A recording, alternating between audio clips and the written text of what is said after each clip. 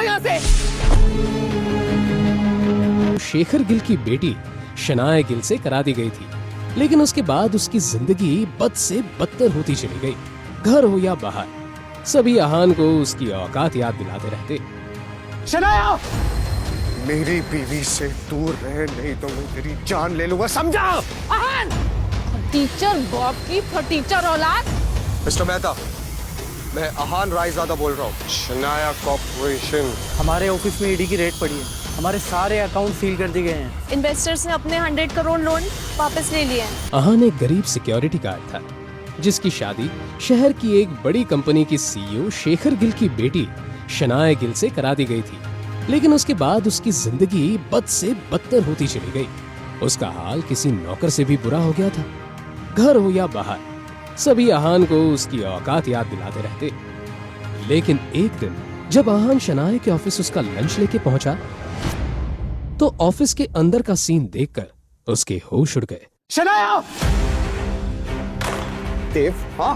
देव और कोई नहीं, शनाया की कंपनी के इन्वेस्टर्स में से एक था। मेरी बीवी से दूर रहे, नहीं तो मैं तेरी जान ले लूंगा, समझा? आहान, तुम्हारी ये मजाल कि तुम मेरे ऑफिस में आके मेरे दोस्त की बेइज्जती कर रहे हो। भूल गए हो क्या?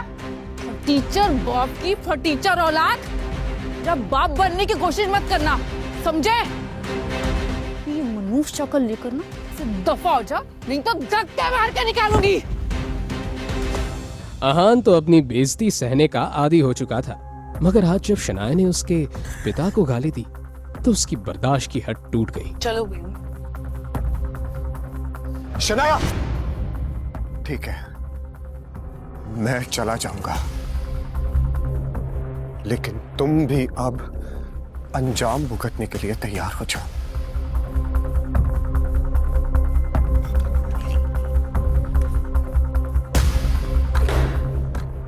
इतना बोल के आहान ऑफिस से निकल गया, लेकिन ऑफिस में सब ने उसकी बात को हल्के में लेके छोड़ दिया, क्योंकि उनकी नजर में वो बस एक मामूली सा गार्ड था। आहान ने ईडी डायरेक्टर मेहता को फोन किया। अरे हान सर, आप? मिस्टर मेहता, मैं आहान रायजादा बोल रहा हूँ। मुझे आज शाम तक शनाया कॉर्पोरेशन की एक एक ईंट बिकी हुई चाहिए। सर, आपका आदेश आज तक किसी ने टाला है क्या? शाम तक हो जाएगा। शनाया कॉर्पोरेशन। और थोड़ी देर बाद जो हुआ वो जानकर शनाया के ऑफिस में सबकी रूह कांप गई। मैम, हम बर्बाद हो गए, हमारे शेयर जमीन पर आ गए हैं। मैम, हमारे ऑफिस में ईडी की रेड पड़ी है, हमारे सारे अकाउंट सील कर दिए गए हैं। इन्वेस्टर्स ने अपने 100 करोड़ लोन वापस ले लिए हैं। इतना सब कुछ एक साथ, हे भगवान, ये क्या हो रहा है मेरे साथ? मेरी बरसों की मेहनत मिट्टी में मिल जाएगी। शनाया का दिमाग कुछ प्रोसेस नहीं कर पा रहा था, वो बस बड़बड़ाए जा रही थी। तभी उसके दिमाग की बत्ती जली और वो चौंक पड़ी। तुम भी अब अंजाम भुगतने के लिए तैयार हो जाओ। कहीं इन सबके पीछे आराम तो नहीं है? मैं अभी उससे बात करती हूँ, मैं सब ठीक कर लूंगी। इतना बोलकर उसने आहान को फोन लगाया, लेकिन उसका फोन स्विच ऑफ था।